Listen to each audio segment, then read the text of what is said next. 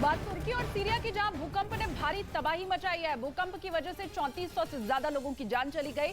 मलबे में दबे लोगों को बचाने के लिए रेस्क्यू ऑपरेशन जारी है। तस्वीरें आप इस वक्त देख पा रहे हैं। लगातार भूकंप के बाद से अब तक रेस्क्यू ऑपरेशन जारी है। बताया यही जा रहा है कि 3400 से ज्यादा लोगों की मौत हुई है। आंकड़ा लगातार बढ़ रहा है। और उधर भूकंप के तेज झटकों ने तुर्की और सीरिया के ज्यादातर शहरों की तस्वीर बदल कर रख दी है। इन देशों में भूकंप की वजह से हजारों इमारतें ताश के पत्तों की तरह बिखर गई।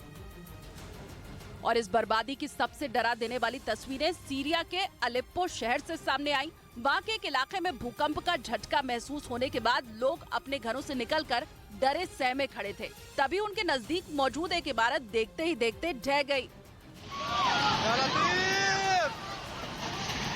उस इमारत के मलबे से वहां खड़े लोग अभी अपने आप को संभाल भी नहीं पाए थे कि एक दूसरी इमारत का भी यही हाल हो गया।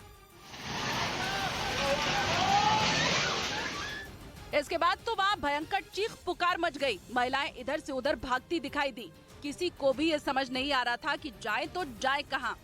इस तरह की तस्वीरें तुर्की के अदाना शहर से भी सामने आई। वहां भी भूकंप सहने के बाद कमजोर हो चुकी एक इमारत जमींदोज हो गई। इस घटना के बाद वहां भी अफरा तफरी मच गई और इसी बीच वहां के कई इलाकों में राहत और बचाव का काम जारी रहा। गाजियाबाद के हिंडन एयरबेस से एनडीआरएफ की टीम तुर्की के लिए रवाना हो चुकी है। ये टीम वायुसेना के विशेष विमान से राहत सामग्री लेकर रवाना हुई है। बड़ी खबर आपको हम बता रहे हैं, एनडीआरएफ की टीम तुर्की के लिए रवाना हुई है। राहत और बचाव का काम जोर शोर से चालू है और इन सब के बीच तमाम जो राहत सामग्री है उसे लेकर जाते हुए एनडीआरएफ की टीम आपको दिखाई दे रही है। राहत सामग्री के साथ हिंडन एयरबेस से ये टीम आगे अब रवाना हुई है तुर्की के लिए।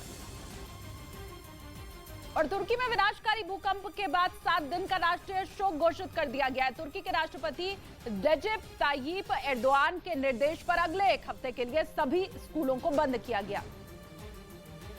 और इसके साथ ही तुर्की की संसद की कार्यवाही भी 7 दिनों के लिए स्थगित कर दी गई, ताकि इस दौरान विनाशकारी भूकंप के बाद राहत और बचाव का काम पूरा किया जा सके, क्योंकि वहाँ इतने बड़े पैमाने पर तबाही मची जिससे कि पूरी तरह उबरने में कई साल लग जाएंगे। इस बीच आसमान से ली गई एक तस्वीर ने यह साफ कर दिया कि वहाँ भूकंप के बाद कई इलाकों का क्या हाल हो गया।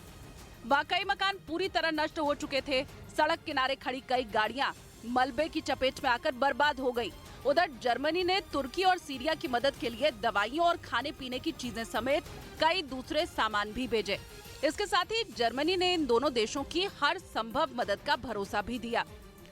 और वहीं तुर्की के कई शहरों से रोंगटे खड़ी कर देने वाली तस्वीर भी सामने आई है, क्योंकि रिएक्टर स्केल पर 7.8 तीव्रता वाले इस भूकंप ने कई शहरों की नींव हिला। न्यूज़ 18 इंडिया की web series FIR number 208 streaming now.